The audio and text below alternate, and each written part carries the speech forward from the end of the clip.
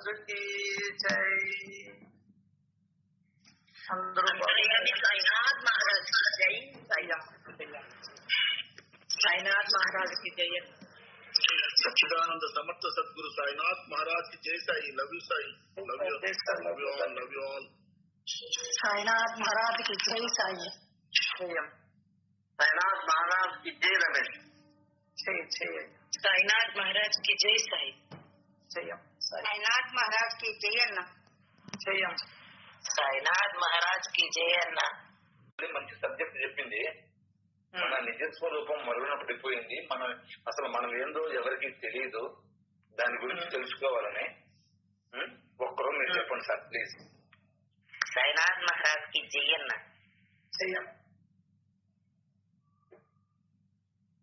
మన నిజస్వరూపం ఆత్మస్వరూపం.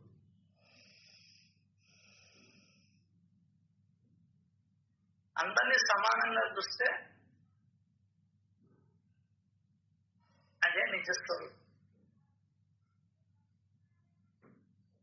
భేదభావాలను వదిలి నన్ను ఇట్లాగే భజించు అని చెప్తాడు ఏదో సందర్భం. నేను నాది నుండి మనము మనదికి వెళ్ళడమే ఆత్మస్వరూపాన్ని తెలుసుకున్నట్టు లెక్క.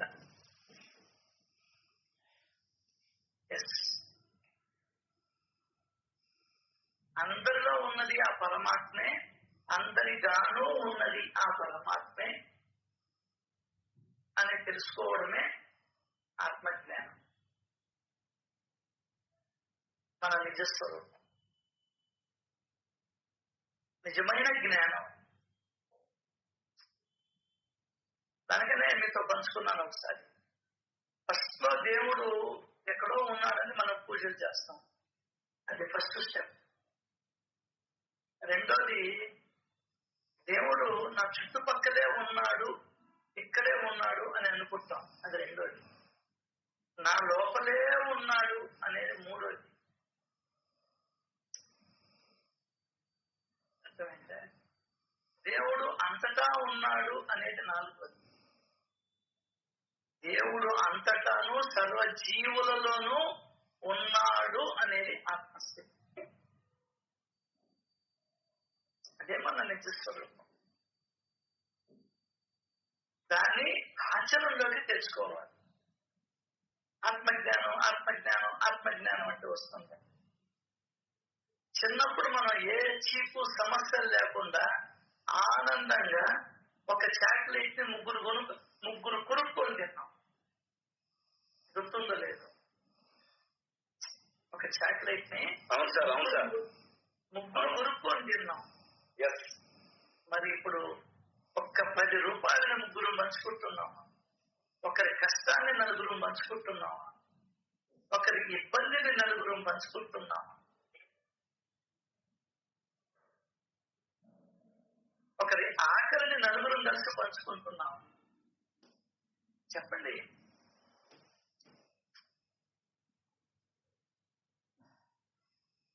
కాబట్టి వాళ్ళకి సత్సంగాలు అవసరం లేకపోయినాయి మన పెద్దలు.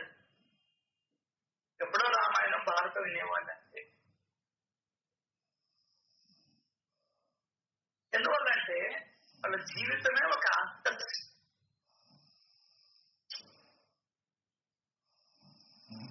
మా ఇంట్లో చేసిన నర్సులు మా అన్న వాళ్ళ ఇంట్లోకి ఇవ్వాలంటేనే బతుకం. వాళ్ళు చేసుకుంటున్నా, వాళ్ళు చేసుకున్నారో లేదో నీ ప్రేమను వ్యక్తం చేయడం అది. ఆ సంగతి మనకు తెలియదా? అది ఉంటే కదా అనుకో తెలిసేదానికి. మాకు తోట ఉంటే శనక్కాయలు కాస్తే యుద్ధం అంటే గోతం నిండా శనక్కాయలు మూట కట్టుకొని వచ్చి బస్ స్టాండ్ లో దిగి దాన్ని మోసుకొని వచ్చి ముగ్గురు సందు ఉంది అక్కడ పెట్టి అక్కడి నుంచి బంధువుల ఇళ్ళకి సప్లై చేసేవాడు. మన అవసరమా పని పట్ట లేదని మనం అనుకుంటాం. నీ ఇంట్లో మనుగురుని కనీసం నీ పక్కింటోడికి పెట్టా, మళ్ళీ వాళ్ళ దగ్గర పని ఏమో చేయించుకుంటావు.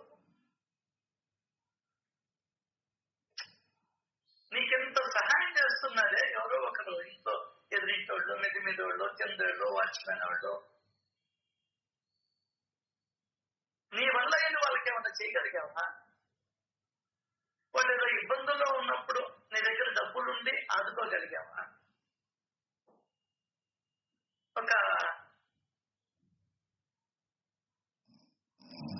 భక్తతుకారం ఏం చేస్తాడు? తాను ఎవరో తెలుసుకున్నాడు కాబట్టి చేయగలిగాడు. అదే నిన్న నువ్వు తెలుసుకోవడం. నేను ఆత్మని అనుకుంటే ఎట్లా? ప్రేమాత్మని నాయన పుట్టపర్తి సాయిబాబా చెప్పాడు. ప్రేమ ప్రేమ ప్రేమ అని అనుకుంటే ఎట్లా? దాన్ని ఏదో ఒక రూపంలో వ్యక్తీకరించాలిగా. చెప్పు. నాకు జంతువులంటే భలే ప్రేమ అండి, నా ఇంట్లో కుక్కే, పక్కింట్లో కుక్క వస్తే అసలు దాన్ని తన్ని ధరం అవుతావు.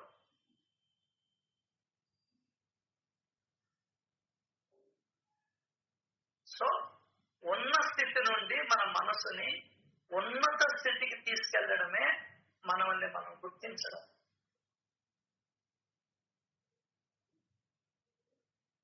ఇంకొకటి, ఉన్న స్థితి నుండి ఉమ్మడి స్థితికి అసలు ఉన్నతి స్థితి.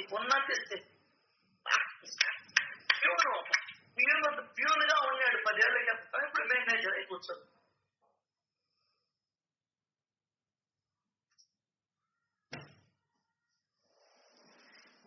నీ ఎదురుగానే ఒకరు డబ్బులకి ఇబ్బంది పడుతూ ఉన్నాము, చెప్పిన వాళ్ళు ఇవ్వకపోతే మనం ఇంకేదో ఉన్నత స్థితికి చేయలేదు. మనం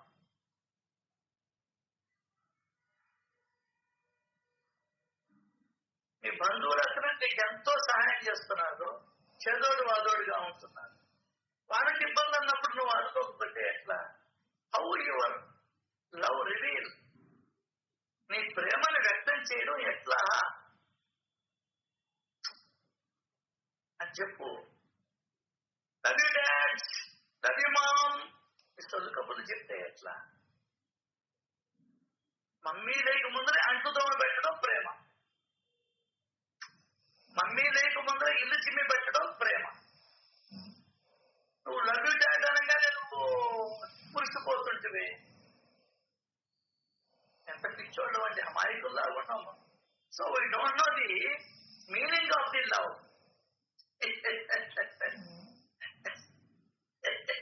ఇది ఇంకా ఘోరమైనటువంటి అమాయకం. నీకు బాగలేకపోతే చూసేదానికి కూడా రానటువంటి వాడు నీ మీద ప్రేమను ఎట్లా చూపిస్తాడు అనుకుంటావు? నువ్వే సర్దుకుంటావు, దొంగమొక్కడికి నువ్వు. వాడికి ఇబ్బంది కదా వస్తే, అదే వాళ్ళ బావమతికి చేయగలిగితే మాత్రం పోతాడు వాడు. ప్రేమకి నిదర్శనమే తెలియకపోయిన జనానికి.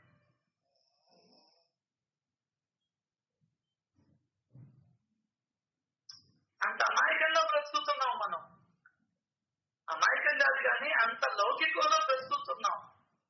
ప్రతి ఒక్క విషయానికి డబ్బులతో ముడిపెడుతున్నాం. Whatever it is.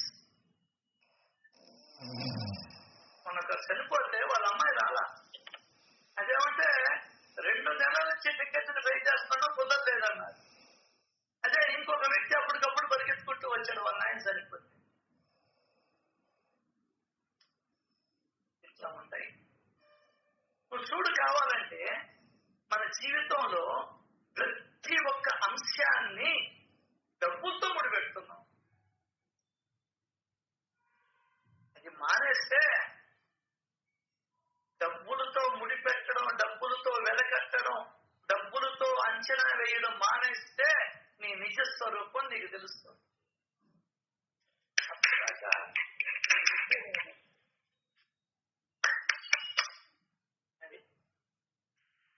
ఎంతసేపటికి డబ్బులతోనే, వాళ్ళతో పోతే నాకు ఖర్చు అవుద్ది, సరిపోతుంది.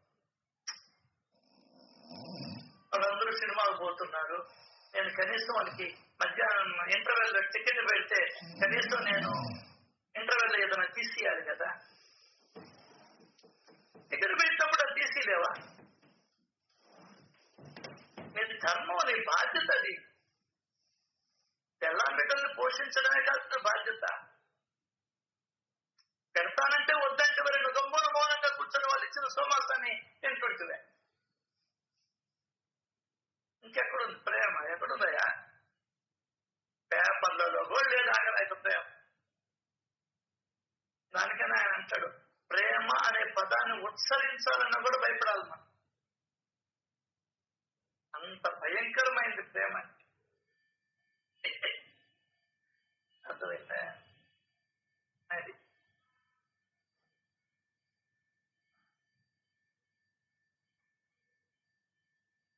శ్రీ సచ్చిదానంద సమర్థ సద్గురు సాయినాథ్ మహారాజుకి జై. అందరూ బాగుండాలని, ఆనందంగా ఉండాలని, ఆరోగ్యంగా ఉండాలని, అర్థవంతమైనటువంటి జీవితాన్ని గడపాలని, ప్రేమగా ఉండాలని ఆ దేవాది దేవుణ్ణి మనస్ఫూర్తిగా కోరుకుంటూ మనం ఈరోజు సత్సంగ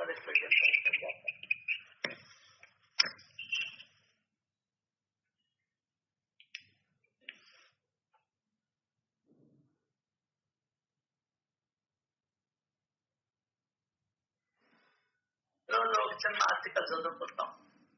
అమృత స్పర్శ అని ఇచ్చారు ఈనాటి పేపర్.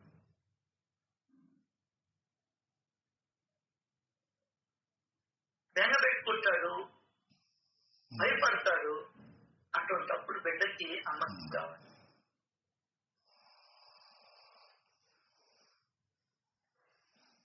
తల్లి గట్టిగా కౌగిలించుకొని గుండెలకి హత్తుకుంటే గాని వాడికి ఆ భయం దూరంగా. అమ్మ స్పర్శలోని ఎనలేని ప్రేమ, ఓదార్పు, లాలన కనిపిస్తాయి ఆ పిల్లలు. చిన్నప్పుడు బాల్యంలో అమ్మ యొక్క ఆత్మీయ స్పర్శ బిడ్డకి అనుక్షణం అవసరం. అప్పుడు అవసరమైంది.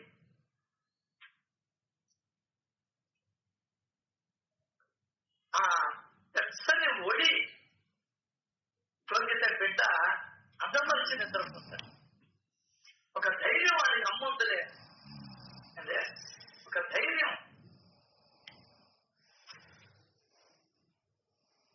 అలాగే నాన్న చెయ్యి పట్టుకుని వేసే తప్పటడుగులు, ఆయన భుజమెక్కి ఆడే ఆటలు కొండంత అండ తనకుందన్న ధీమా. అన్నీ మర్చిపోతాం మనం, కృతజ్ఞులం అయిపోయాం. బాబా అడిగింది అదే. నీ జీవితం కృతజ్ఞతగా గడిచిపోతూ ఉంది. అసలు బతకడం వేస్తున్నాడు ఒకటే అంటే బతకడం వేస్తూ. కృతజ్ఞత లేని జీవితం ఎవరికైనా దానికి ఉండి లేకపోయా ఒకటే. అది మనం గమనించాల్సిన ముఖ్యమైనటువంటి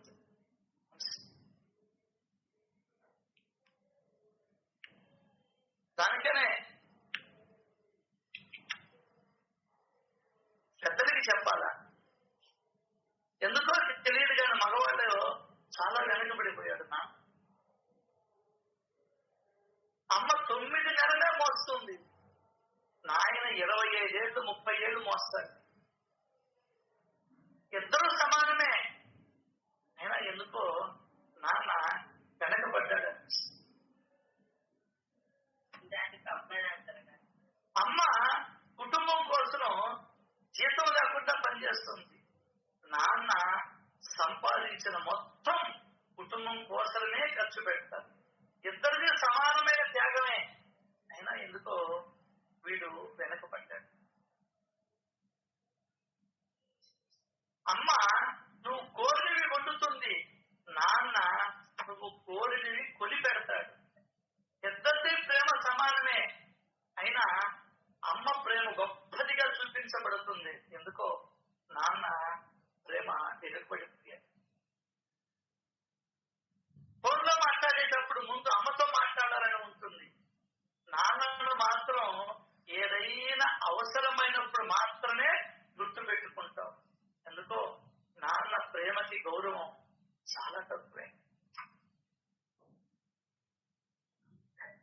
అమ్మకి బంగారం ఎక్కువ, కానీ నాన్నకు మాత్రం ఒక గొలుసు ఉంటే చాలు, అది లేకపోయినా మనం. ఎంతైనా అమ్మకు తక్కువే అనిపిస్తుంది, నాన్న మాత్రం ఎప్పుడూ నోచుకోడు. వీటి ఎందుకో నాన్న వెనుకబడ్డాడనిపిస్తుంది. నాన్న జీవితాంతం శ్రమించి కుటుంబాన్ని పోషిస్తాడు, కానీ గుర్తింపు విషయానికి వస్తే ఎందుకో ఎప్పుడు నాన్న వెనకబడిపోయి ఉంటాడు.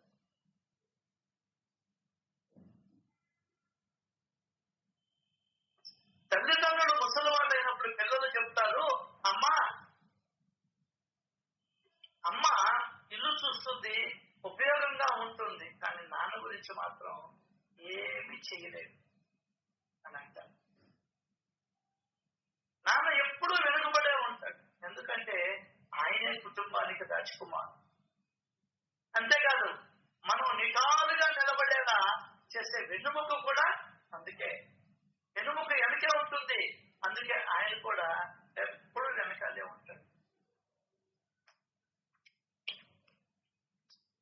గుర్తింపును కోరుకోడు. అవతల వాళ్ళు నాన్న ప్రేమను గుర్తించరు, మైకోలో పడి. మనం దేవుడిని గుర్తిస్తున్నాం, అన్నిటికీ మూలకారమైనటువంటి దేవుణ్ణి. ఈ రోజు నువ్వు చదువుకి, నువ్వు చేసే పనికి, నీ సంపాదనకి, నీ ఉన్నత స్థాయిలో నువ్వు ఉండేదానికి, నువ్వు కొన్న కారుకి, నీ శరీరానికి కూడా కారణపడి మీ నాన్న అనే విషయం నువ్వు మర్చిపోతూ ఉన్నావు. వాడు తిని తినక సంపాదించి పెట్టిన డబ్బులతో నువ్వు బతికావనే విషయాన్ని మర్చిపోతున్నావు. నాన్నల మీద పెత్తనా చెలాయించాలని చూస్తూ ఉన్నారు, అమ్మల మీద పెత్తనా చెలాయించాలని చూస్తున్నారు. ఈ మృగ సమాజం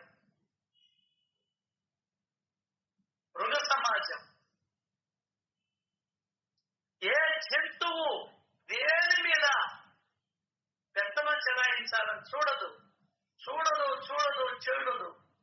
ఒక్క మనిషి మాత్రమే ఎదుటి వ్యక్తి మీద పెత్తనం చెలాయించాలని చూసుకుంటాడు, నేను చెప్పినట్టు జరగాలని చూసుకుంటాడు. అసలు వీడు మనిషిగా పుట్టించడమే వీడిని తప్పు అని భగవంతుడికి విన్నవిస్తూ ఉన్నాను. కాబట్టి అన్నాడు వెంకటేశ్వరి, మనిషిగా పోతే మనిషి జన్మ వస్తుంది, లేకపోతే హీనమైనటువంటి ఈరుల్లోకి వెళ్ళిపోతాం. సో ప్రతి ఒక్కరికి కావాల్సింది సచ్చరిత్ర. ముసలివాళ్ళకి కాదు కావాల్సింది, 5వ క్లాసు పిల్లవాడి నుంచి సత్య ముసలివాడి దాకా కూడా నిత్య అధ్యయన గ్రంథం. ఇది పారాయణ గ్రంథం కాదు, నిత్య అధ్యయన గ్రంథం. తండ్రి భగవంతుడు ఇద్దరు ఒకటే, నీకు అది అర్థం కాదు. తండ్రి భగవంతుడు ఇద్దరు ఒకటే. భగవంతుడు కనబడ్డు సృష్టిని నడిపిస్తాడు, తండ్రి కనబడు కుటుంబంలో ఉన్నటువంటి 15 మందిని భరిస్తాడు భగవంతుడు. ఆ తండ్రి అమ్మలా, సరే మీ నాయన అంతే లేదా అది ఎప్పుడు ఇదే అంటుంటాడా అని సినిమాలు చూస్తున్నాం మనం. నాశనం చేశారు అమ్మలు కొంతమంది ఈ సమాజాన్ని. అందరికీ కాదు, జనరల్ సమాజాన్ని నాశనం చేశారు.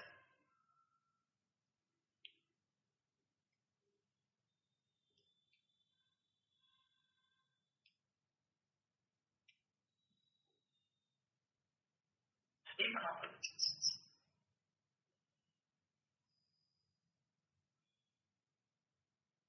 అలాగే నాన్న చెయ్యి పట్టుకుని వేసే తప్పటడుగులు, భుజమెత్తి ఆడే ఆటలు కొండంత అండ తనకుందని ధీమానిస్తాయి. శిష్యుడి యొక్క శిరస్సును తాకి దీవెనలు అందిస్తాడు గురువు.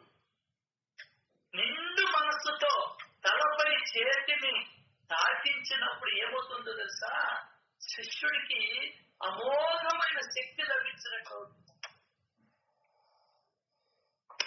ఇది ధ్యాన పద్ధతికి. నువ్వు ఎంతసేపటికి ఊళ్ళో వాళ్ళు చెప్పిందే ధ్యానం అనుకోవచ్చని, నీకై నువ్వు ఆలోచించే బుద్ధి నశించింది. లేదు, నీకు బుద్ధినిచ్చాడే గాని ఉపయోగం తెలియదా నాకు. అలా మౌనంగా కూర్చొని సాయిబాబా ఎవరు? పరబ్రహ్మ. సృష్టిని ఈ విశాల విశ్వాన్ని సృష్టించినటువంటి వాడు, ఈ విశాల విశ్వాన్ని తన ఆధీనంలో ఉంచుకున్నటువంటి వాడు, మన విధి విధానాలను నిర్ణయించేవాడు. అటువంటి వాడి యొక్క స్థల స్పర్శ, ఆ కలం నా తల మీద ఉంది అనే భావనతో కూర్చో. ఎంతసేపు కూర్చుంటావో కూర్చో, ఆయన శక్తిని లోపలికి ప్రచారం అయిపోతుంది ఆటోమేటిక్ గా. నీ కర్మ నశిస్తుంది. భావమే కదా భగవంతుడికి ప్రధానం. చేతులు కాదు, కాళ్ళు కాదు ప్రధానం. శిష్యుడి శిరస్సును తాకి దీవెనలను అందిస్తాడు గురువు. నిండు మనసుతో తలపై చేతిని తాకించినప్పుడు శిష్యుడికి అమోఘమైన శక్తి లభించినట్టు అవుతుంది.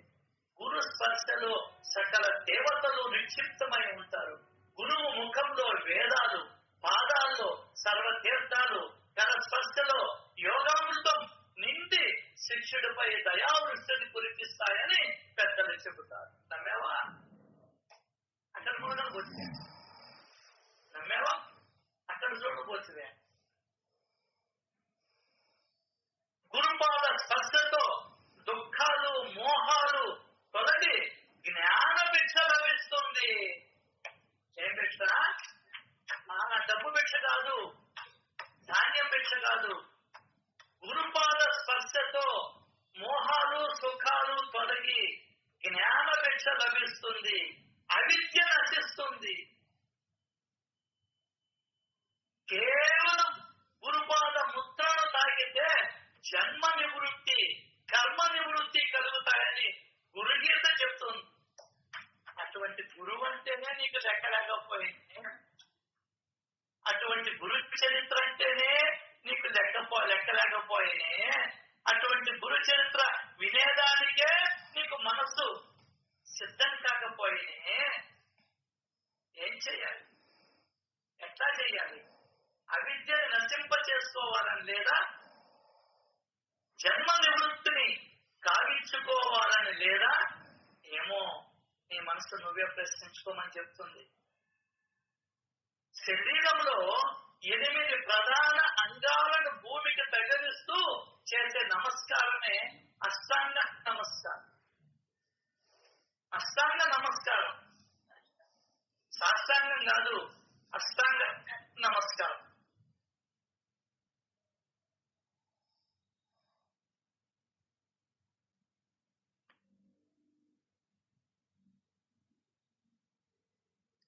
భగవంతుడికి భక్తుణ్ణి దగ్గర చేసే మార్గం ఇది. అంతేకాదు స్నేహబంధం పాల్గొనడానికి, బలపడడానికి కరస్పర్శ ఎంతో ముఖ్యం. అర్థమైందా? మైత్రి బంధం, స్నేహబంధం నీలో పాల్గొనేదానికి, బలపడడానికి కరస్పర్శ ఎంతో ముఖ్యం. ఆత్మీయంగా అందించే కరచాలనం కష్టంలో, సుఖంలో తోడుగా నిలిచే స్నేహబంధాన్ని పరిపుష్టం చేస్తుంది. ఆత్మీయతకు వివాహ క్రతువులో కూడా ఒకరి శిరస్సును మరొకరు తాకడం అంటే బెల్లం పెడతాం కదా. మెడ, కటి, హస్త, పాద స్పర్శలు ఆత్మీయతకి చిహ్నంగా ఇద్దరి మధ్య సాన్నిహిత్యాన్ని పెంచుతాయి. ఎందరూ వెంట్రుకల మీద ఆ చిలకల బెల్లం పెట్టిన అనుభూతి తప్ప ఏముంది చెప్పు నీ దగ్గర? కలకాలం కలిసి జీవించమని ప్రేరణ ఇస్తూ వారి కుటుంబ వృద్ధికి దోహదపడతాయి.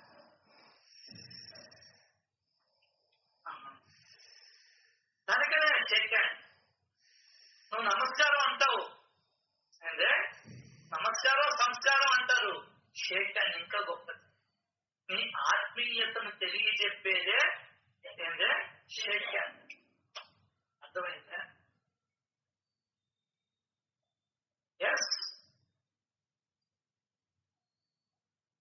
అసలు మన దేశం షేక్ హ్యాండ్ కన్నా కూడా కొత్తది గొప్పది కనిపెట్టింది. ఏందో చెప్పండి, ఏందో చెప్పండి. నమస్కారం. ఆలింగనం చేసుకోవడం, ఆలింగనం చేసుకోవడం, ఆలింగనం పాద నమస్కారాల కన్నా, దీనికన్నా, అన్నిటికన్నా, మామూలు నమస్కారానికన్నా, సాష్టాంగ నమస్కారానికన్నా చాలా గొప్పది ఆలింగనం.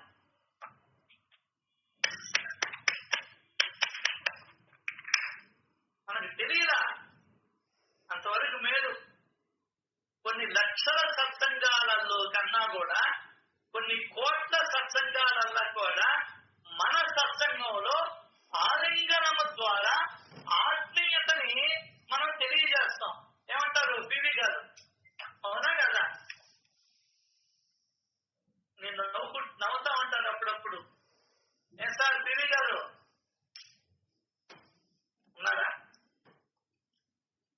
నిజమే అన్నయ్య, ఆయన వాష్రూమ్కి వెళ్ళి ఉన్నారు. అది అది మన సత్సంగం గొప్పతనం. అంటే వేరే వాళ్ళలో నేను ఎక్కడ చూడలే, ఉండొచ్చు కూడా, చెప్పలేదు. అంతే గొప్పని చెప్పుకోకూడదండి, కానీ తక్కువ. నేను చూసిన ఏ సత్సంగంలో అయినా నేను ఎప్పుడు ఆలింగనం చేసుకోకుండా చూడలే. అదే మన సత్సంగంలో వన్డే ప్రోగ్రాంకి వచ్చిన, ఇతరత్ర వచ్చిన ఆడవాళ్ళు హ్యాపీగా ఆలింగనం చేసుకుంటారు. ఏంటది?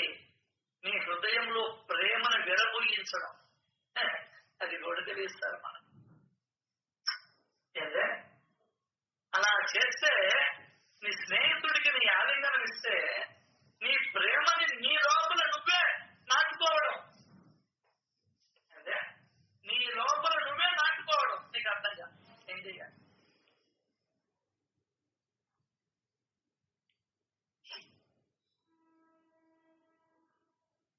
అంతేకాదు, ప్రకృతి అందించే ప్రతి స్పర్శ జీవనానికి ఎంతో అవసరం. సున్నితంగా తాకే మలయ మారుత వీచికలు. నిన్న పోతుంటే చల్లగా ఉండింది. అబ్బా, ఆ ఆనందాన్ని కూడా కోల్పోతున్నావు నువ్వు ఏం చేసుకుని. సరే, ఇంట్లో ఉంటే బొమ్మ ఒక బయటికి పోయినప్పుడు, తెగలోచనకు పోయినప్పుడు ఆ ఆనందాన్ని కూడా కోల్పోతున్నావు. వాయువు యొక్క కరస్పర్శలోని ఆత్మీయ ఆనందాన్ని కూడా వదులుకున్నాం. బెడ్ మీద 9 దాకా పడుతుంది. వాయుదేవుడు నీ మీద ప్రేమతో నిన్ను స్పర్శించాలని చూస్తున్నాడు. నువ్వెంతసేపటికి జిడ్డుని పరుపుని స్పర్శించాలని చూస్తుంది, టీవీని స్పర్శించాలని చూస్తుంది. చల్లని నదీ జలాలు, ఆరోగ్య ఆనందాలను ప్రసాదించే రవిచంద్రుల కిరణ స్పర్శలు ప్రాణావసరాలు. నిబ్బరంగా నిలిచేటందుకు భూస్పర్శ మనిషి మనుగడకు ప్రాణావసరం.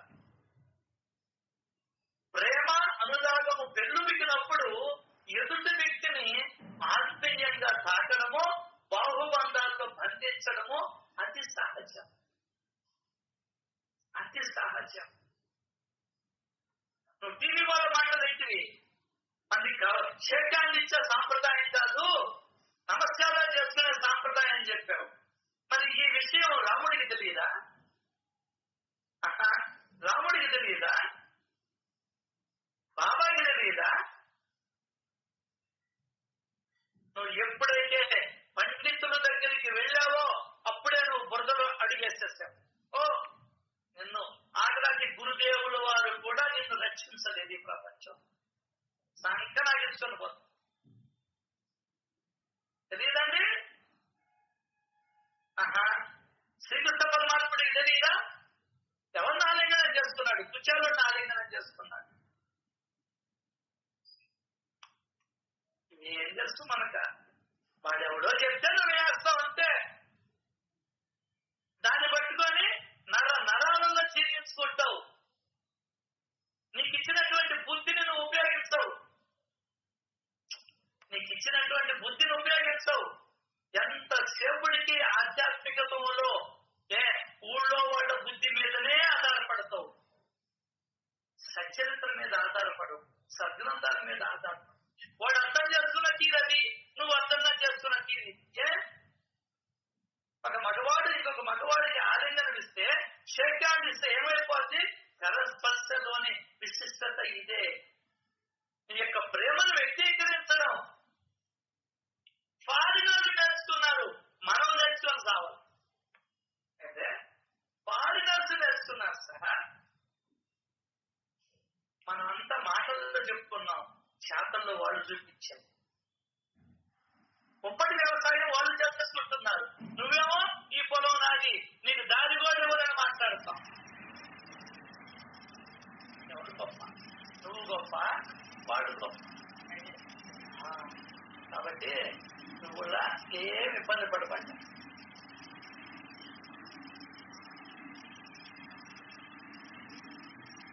ప్రేమానురాగాలు పెళ్ళుమిగినప్పుడు ఎదుటి వ్యక్తిని ఆత్మీయంగా తాకడము అంటే శేఖర్, బాహుబంధాల్లో బంధించడము అతి సహజం. అట్లనే లేడీస్ని హత్య చేసుకోబాకండి నాయన, దేనికో నూతులు వస్తాయి. అర్థం కదా? తరుముకుంటారు, ఇంకేమిలే. కాకపోతే శరీరాన్ని ఇవ్వచ్చు ఒకవేళ వాళ్ళకి ఇంట్రెస్ట్ ఉంటే. అది కూడా చేయకూడదు, లోకం మెచ్చదు. ఈ లోకం అంతా దరిద్రపు లోకం. వెనకాల కూతురు మెట్టులు పోతూ ఉన్నా కూడా ఇది దృష్టంతా కూడా పొట్టికెందుగా ఉంటది. ఎదవనప్పుడు కండి వీడంతా ఎదవి ప్రపంచంలో ఇంకొకరు చేయడు.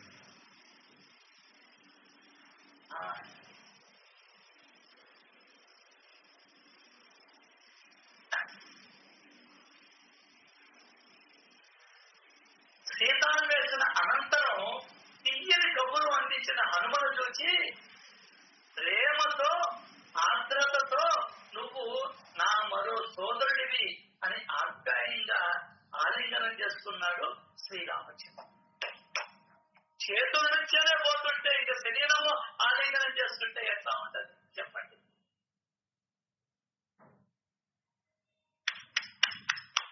సత్యని తమ తప్పుకు శిక్షలా మలుచుకున్న మహాపురుషుల సంఘటనలు పురాణాల్లో ఉన్నాయి.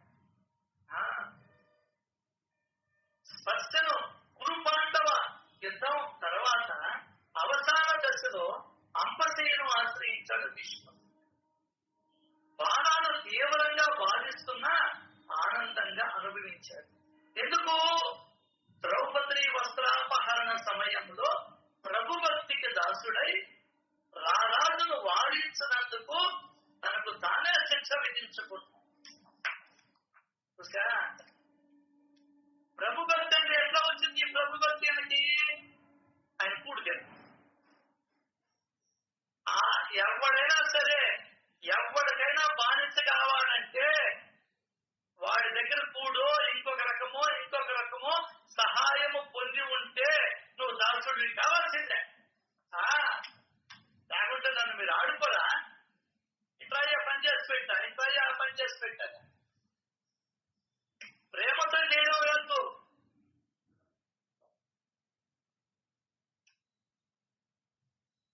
అది ప్రేమతో చేయడం వేరు.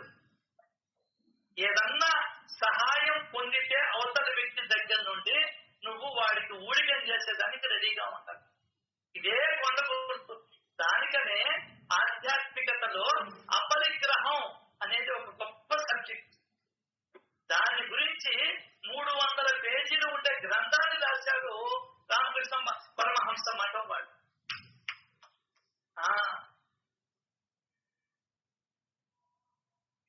మేము 500 ఇస్తలేదా, నువ్వు నేను చెప్పినట్టు చేయాలని అనమాట. నువ్వు విన్నదానికి ఇస్తున్నావు 500. అర్థం కాదా? అది గుర్తుపెట్టు. అంతకు మీద 1000 రూపాయలు చేయలేదా అని దానికి సంతోషం. అర్థమైందా? అది సీతాన్వేషణ అనంతరం తీయని కబురును అందించిన హనుమను చూసి ప్రేమతో ఆర్ద్రతతో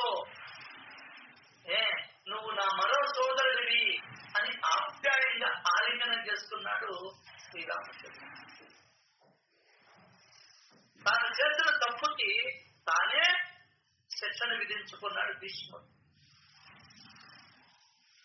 ఎన్నో ఏళ్ల కింద చూసినటువంటి కుచేరుడు చూడంగానే బియ్యాల్లో ఊగుతూ ఉన్నటువంటి శ్రీకృష్ణ పరమాత్మ వచ్చి ఆలింగనం ఇచ్చాడు.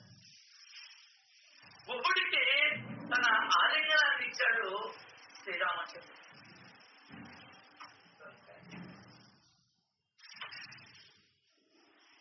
కష్టంలో కొట్టుమిట్టాడుతున్న వ్యక్తిని ప్రేమతో చేరదీసి కష్టములో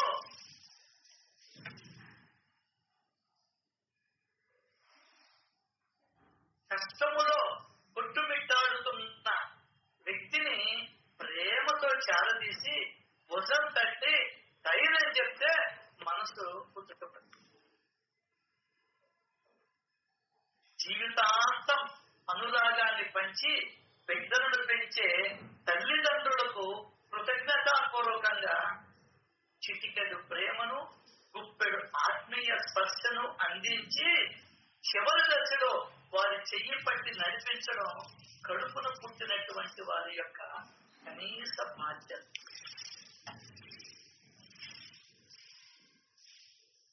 శ్రీ సజ్జనానంద సమర్థ సద్గురు సాయినాథ్ మహారాజు కి జై జై జై. ఎంత గొప్పగా ఉందండి. ఇదే మంచి మంచి విషయాన్ని మనం లోపలేసుకుంటూ ఉండాలి. అంటే ఇంకేమైనా ఆధ్యాత్మికత అంటే ఇంకా మన 10వ అధ్యాయానికి వెళ్తే అంతింపబడి ఉన్నట్లు కనిపిస్తుంది. అది కనిపిస్తాడు, లోపల మాత్రం ఎవరితో టచించలేదు.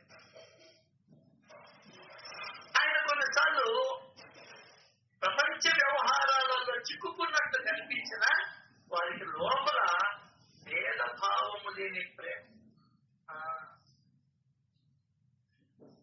వాడు ఒకప్పుడు ప్రేమతో చూసేవాడు, మరొకప్పుడు రాయి పుచ్చుకుని పరిగెత్తేవాడు, ఒకప్పుడు శివాట్లు పెట్టిన మరొకప్పుడు ఆనందంగా కౌగిలించుకుని. ఆయనకి కరుణ భయం లేదు. ఆయనకి కరుణ భయం లేదు. మనకు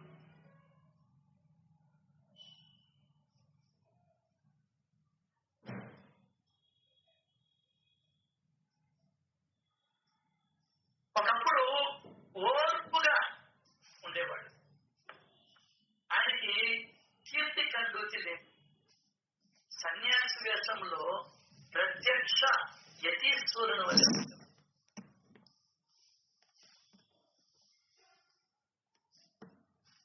వారి చేతిలో ఉండే సట్టకాయే దండం. అల్లా మాలిక్ అని ఎల్లప్పుడూ అంటూ భక్తులపై ప్రేమను గుర్తించేవాడు. ఏమనేవాడు ఆయన?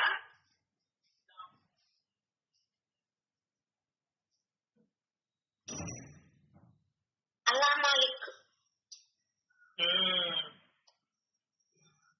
అదే మనం కూడా అనాల్సి. అల్లా అంటే ఎవరు? భగవంతుడు. మాలిక్ అంటే ఏంటి? యజమాని. ఎవరు నీకు యజమాని? భగవంతుడే యజమాని. అతను నడిచేది కూడా భగవంతుడు చెప్పినట్టే నడుస్తున్నాం. సో అన్నిటికీ చెప్తున్నాను బాబా ఒక దగ్గర. ఇక్కడ వాడు యజమాని అని పరిచయం చేస్తే ఎంత మాట్లాడాడు తెలుసా? ఇక్కడ వేరే యజమానులు ఎవరు ఉండరు, I am the only the owner అని చెప్పాడు. ఒకటే మాట.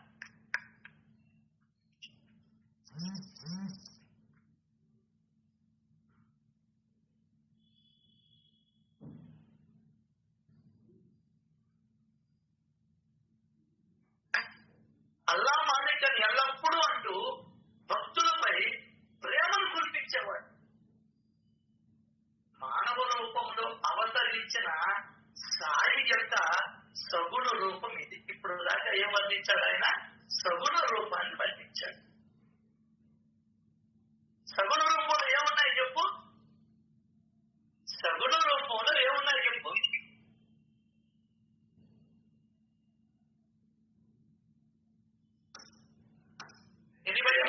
జాలి, ప్రేమ, జాలి, దయ, కృతజ్ఞత ఇవన్నాయి.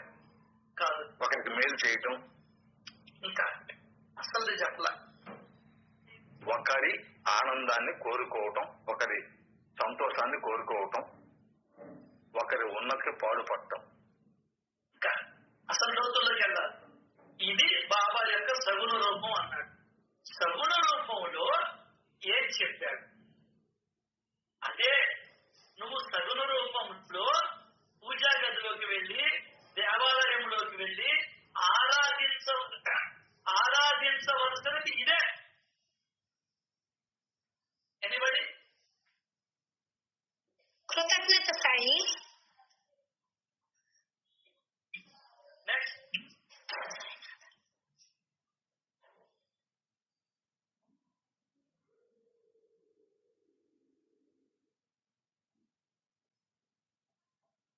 నేను గొప్ప అని చెప్పుకోలేదండి. ఆయన సాక్షాత్ పరమాత్మ అయినా నేను దేవుడి బానిసని అనే చెప్పుకున్నారు. మరి అదే అనుకుంటున్నాను సార్.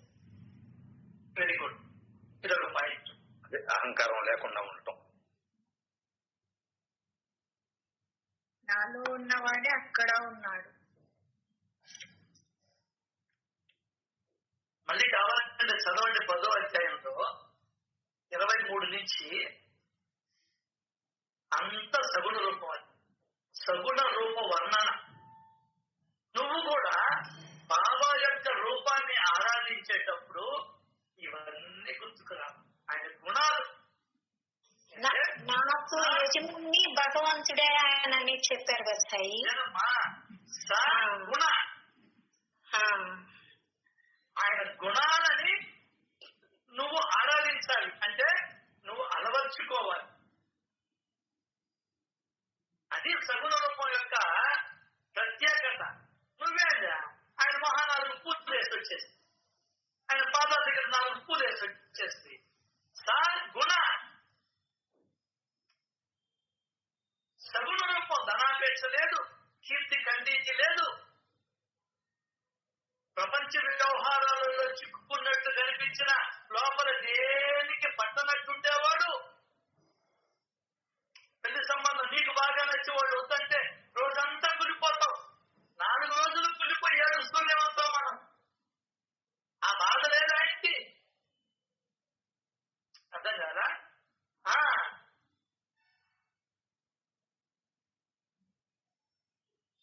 అందరినీ ప్రేమగా చూసేవాడు.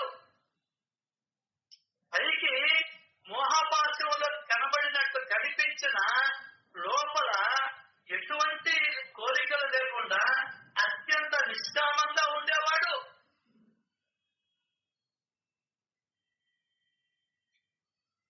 ఒకప్పుడు చీవాట్లు పెట్టేవాడు, ఒకప్పుడు ఆనందంగా కౌగిలించుకునేవాడు. మామూలుగా కాదు, ఆనందంగా కౌగిలించుకునేవాడు. ఓర్పుగా ఉండేవాడు. చిత్తవృత్తిని నిరోధించిన యోగంతో ఉండేవాడు. ఇది నువ్వు నేను అలవర్చుకోవాల్సింది. ప్రాణరక్షణకు భిక్షణ తీసుకుని కాలక్షేపం చేసేవాడు. ఇంకా పొద్దుస్తా నీకు ఇంకా పడిపోతావు లౌకికంలో. అర్థమైందా? ఎప్పుడు ఆయన భగవంతుడే యజమాని. నేను కాదు ఈ సంపదకి యజమాని, భగవంతుడే యజమాని. నా భార్యకి నేను కాదు కూడి పెట్టేది, భగవంతుడే కూడి పెడుతున్నాడు. నాకు కూడా భగవంతుడే కూడి పెడతాడు. మా పిల్లకాయలు కూడా భగవంతుడే కూడి పెడుతున్నాడు.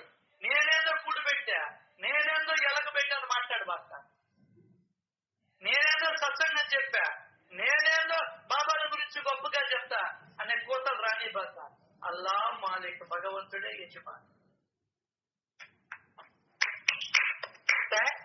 సార్ యాదే హక్ సార్, యాదే హక్, అనల్ హక్ కాదు, యాదే హక్. ఇది మనం ఆలోచించాలి. భగవంతుడే మనకి యజమాని. అపేక్ష లేకుండా వాడడం. ఇష్టం ఉండాలి, ధనం సంపాదించాలి, ఆపేక్ష ఉండకూడదు. అదే తామరాకు మీద నీటి బొట్టులాగా పొద్దుస్తాం అదే ఆలోచించకూడదు. అయిపోయింది, బాకీ పోయింది, వదిలేయి.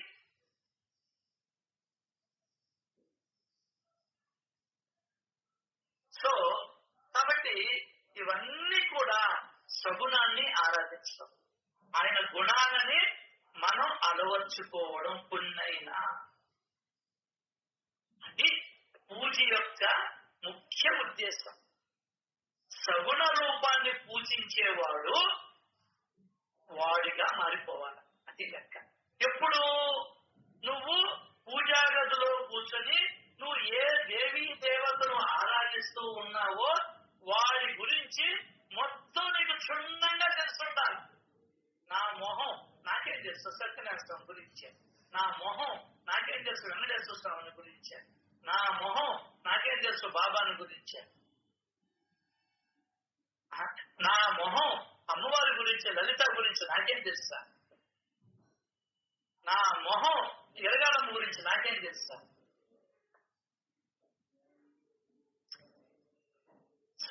గుణ రూపం అది పూజ యొక్క ముఖ్య ఉద్దేశం. దీనికి అమ్మకి గుణం ఉండిందా, అమ్మకి గుణం ఉండిందా, శివుడికి గుణం ఉందా, అబ్బా విషం తయారైతే తాను ఎవ్వరూ తీసుకోకపోతే తాను మింగేసి గొంతులో దాచిపెట్టుకున్నాడే అంటే నువ్వు కష్టాలు వచ్చినా కూడా నీ ఇంట్లో నీ కడుపులోనే దాచుకోవాలి అని నీకు కృష్ణ శివుడు చెప్తున్నాడు. ఈ గుణాలను ధ్యానిస్తే కదా పావుని మెల్ల వేసుకొని తిరిగాడు. పావుని అంటే ఎంతటి విషమ పరిస్థితుల్లో ఉన్నా కూడా నువ్వు ఎట్లా ఉండాలి, భగవంతుడు ఉన్నాడు నాకు, భగవంతుడే యజమాని అనే దృక్పథంతో ఉండాలి. శివుడిని చూడంగా కాకపోతే నువ్వు పావుచారు నేల పాలు పోస్తుంది. ఆయన గుణాన్ని ఎక్కడ నువ్వు అవగాహన చేసుకుంటున్నావు, నువ్వు ఏ విధంగా ఆవాహన చేస్తున్నావు ఆలోచించు మిత్రమా. కోపడి బాగా నా మీద ఇది యొక్క ముఖ్య ఉద్దేశం. అది జిమ్ యొక్క ముఖ్య ఉద్దేశం ఏంటి, 6 ప్యాక్ రావాలి. ఏం రావాలి, 6 ప్యాక్ రావాలి. అట్లాగే సగుణ రూపము యొక్క పూజతో ఆ సగుణుడి యొక్క గుణాలు నీకు రావాలి. సో ఆ గుణాలు తెలియాలంటే నువ్వు పూజించేటువంటి దేవీ దేవతల యొక్క ప్రేమ, ఆయన గుణము నీకు తెలుసుకుంటా. అప్పుడే నువ్వు ఆయన గుణాన్ని ఆరాధించగలవు. మిగతా వాళ్ళంతా కూడా దేవుడి గుణాలని ఆరాధించి బ్రహ్మాండంగా గడ్డోళ్ళు అయిపోతున్నారు ఆధ్యాత్మికత. మనం గుణాలను ఆరాధించడం లేదు. ఎక్కడ ఆరాధించావు, ఎక్కడ ఆరాధించావు? వరాహస్వామికి దండం పెట్టావు, ఒక పూటని ఇంట్లో పడుకుంటామంటే చోటిచ్చావా? ఈరోజు మేము ఊరికి వెళ్ళిపోతున్నాం అని చెప్పి, ఊరికి వెళ్తున్నాం అని చెప్పి నా వద్ద కోపలు కూర్చావు.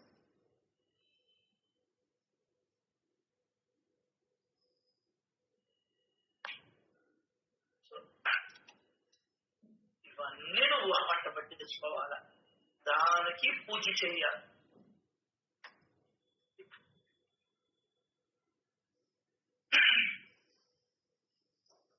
మానవ రూపములో అవతరించిన సాయి యొక్క సగుణ రూపము ఇది. అర్థమైందా? కనిపించే రూపం కాదు, పైన వర్ణించాడే అవన్నీ కనిపించే సాయి. అర్థం కదా? ఇటుకలన్నీ పేరిస్తే ఇళ్ళు, తాలింపులో ఏం కలవాలి, నూనె, ఎండుమిరపకాయలు, ఆవాలు, జీలకర్ర, ధనియాలు, ఇవన్నీ కలిపితే తాలింపు. అర్థమైందా?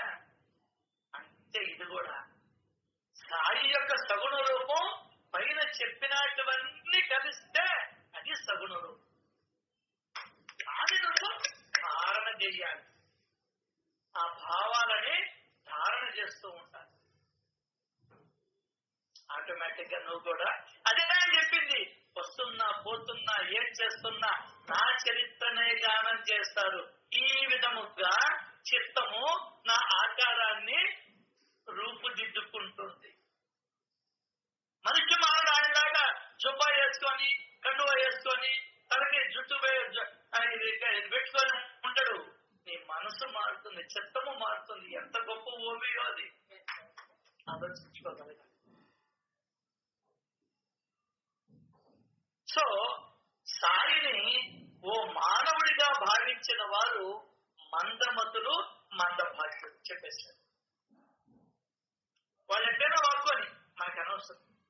సత్యంత్రం ఏం చెప్పిందంటే, బాబా ఏం చెప్పాడంటే, నన్ను ఓ మనిషిగా భావిస్తే నీ అంత మందమతి, నీ అంత మందభాగ్యుడు ఈ ప్రపంచంలో ఇంకొకడు లేడు. చెరుదలి ఆ విధంగా ఈ ప్రపంచంలో ఎంతమంది మందమతులు ఉంటారో మందభాగ్యులు. ఆయన చరిత్రను చదివిన తర్వాత నువ్వు డిసైడ్కి రావాలి. ఏమని? ఆయన ఎవరు అని. ఏమీ చదవక ముందరే కులాన్ని బట్టో మతాన్ని బట్టో నువ్వు డిసైడ్ చేస్తావు.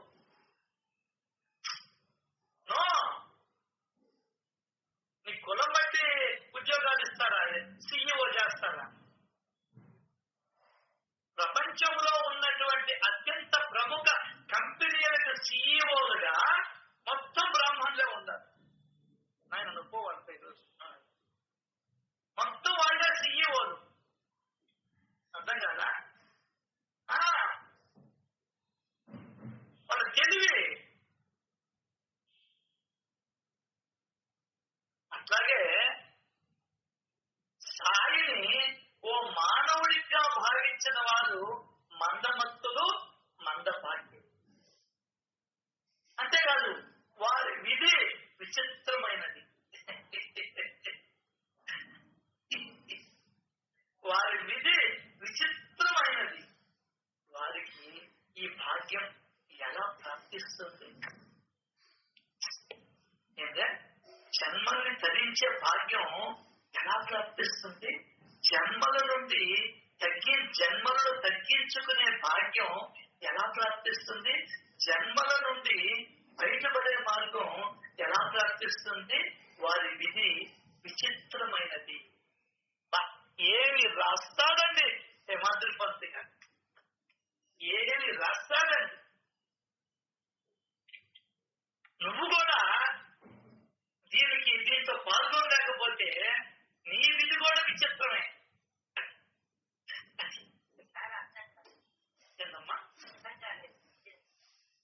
విధి అంటే ఆయన మామూలు వ్యక్తి అని అనుకుంటే అసలు ఏమనం, ఇంకేమో మాట్లాడదు. ఆయన గురించి నేర్చుకోవాల్సింది ఏముండదు.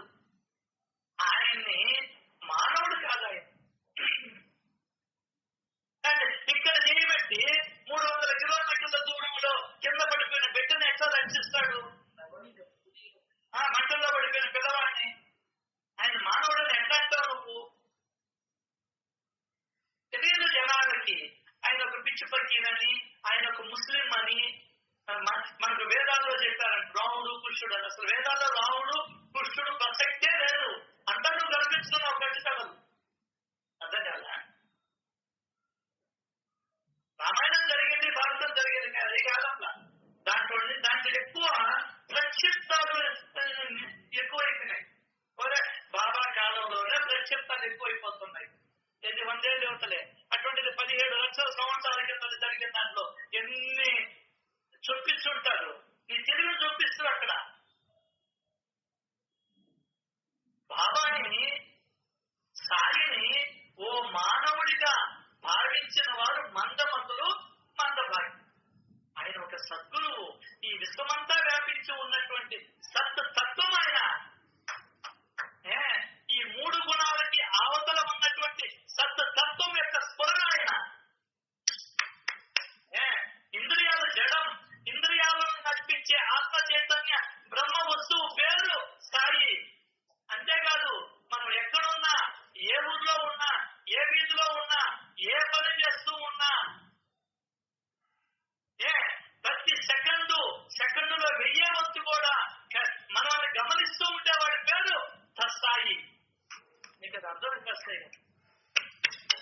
ఆయన సగుణ రూపాన్ని ఆరాధించడం అంటే ఆధారం లేకుండా ఆకాశంలో అయినా కూడా నిలబడగలిగినటువంటి వాడు సాయి. అని భూమి అక్కర్లే, ఆకాశంలో కూడా నిలబడగలడు.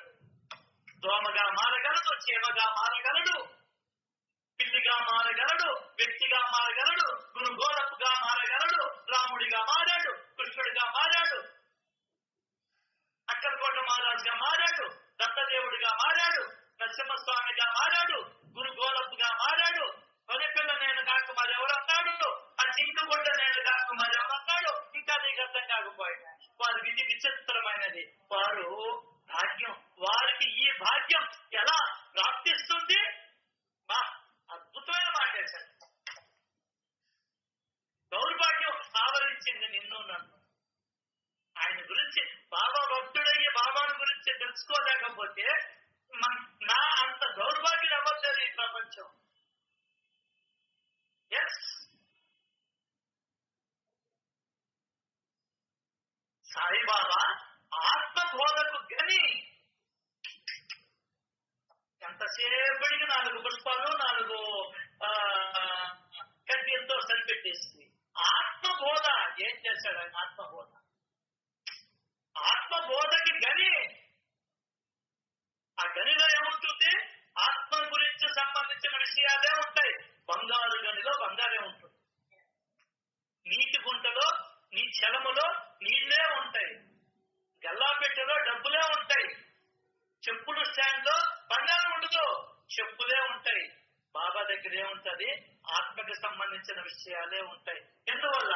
సాయిబాబా ఆత్మ బోధకు, ఆత్మను గురించి నీకు సచ్చరిత్రలో బోధిస్తూ ఉన్నాడు ఆయన. అంతేకాదు పూర్ణ ఆనంద విగ్రహం.